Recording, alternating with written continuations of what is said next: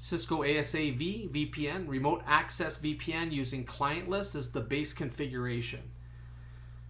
All right, doesn't have to be ASAv, but this has been the theme of this series. So first thing, we go at ASDN, we connect to the box, we go ahead and run the wizard. Pretty easy stuff. I'm going to actually do two boxes at the same time here.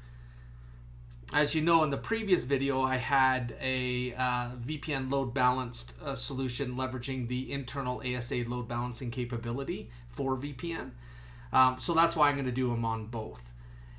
Give it a name, your connection profile a name. The certificate, we built that in the last one. This one's just self-signed. Obviously, you would go and get one signed by a trusted authority. I'm going to use a connection group URL as well. We're going to use local authentication at this point. Upcoming video, I'm going to integrate Active Directory. We're going to create a new group policy here. Spell it correctly there. Hit next. Bookmark list. I'm going to do this. I don't have anything in the back end, but Clientless allows you to publish applications, right? So that could be a file share, that could be a web server, that could be things like RDP as an example. So here we're just going to use the URL with get or post. We'll create the bookmark name. We'll give it a title.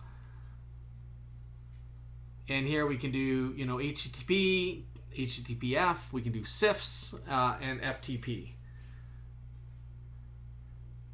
So I really don't have anything back here. What I'm going to do is I'm going to give a different name for this one. This one, maybe we'll call this a file share, or it could be FTP maybe.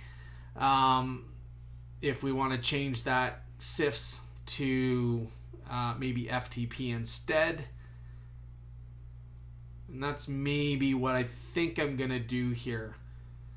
Again, I don't have a box on the other end to actually connect to, but in this case, you get an idea of how this could be built. Gives you a little bit of information here around what you can do.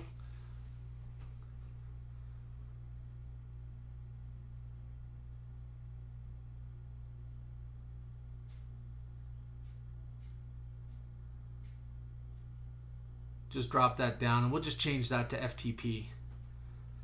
So nothing really magical here.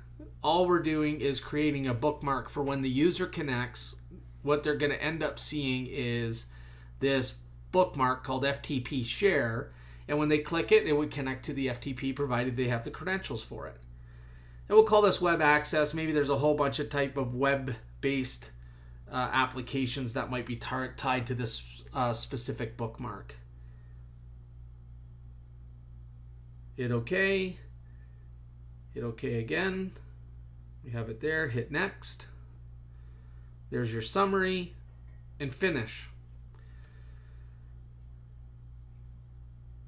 Obviously, we're going to apply that and save it. So let's go to the next box and create the very same thing that we did here. So anybody that wants to fast forward right near the end, it's the testing phase if that's really what you want to focus on. Here, though, I am going to use a different name for the bookmark so I can see the difference when I connect on different ASA. And that's just a visual check. Normally, you would keep it the same name, right?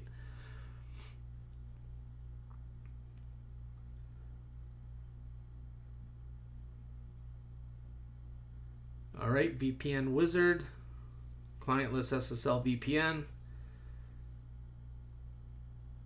Hit next. Give it a name. We'll keep the name the same here. Connection group alias. Same name. Go ahead here. I'm kind of going a little bit quick here. Next. Group policy name. Next. Bookmarks. Okay, we'll add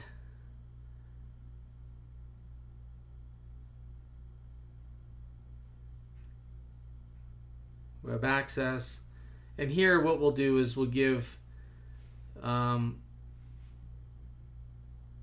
this a different name. So we'll just say web here instead of FTP. And that way when you connect to, ASA1, you're going to see FTP access. When you connect to ASA2, you're going to see web access. Again, you would keep the names the same. I'm just doing this so you can see visually that there is a change. I did connect to a different box.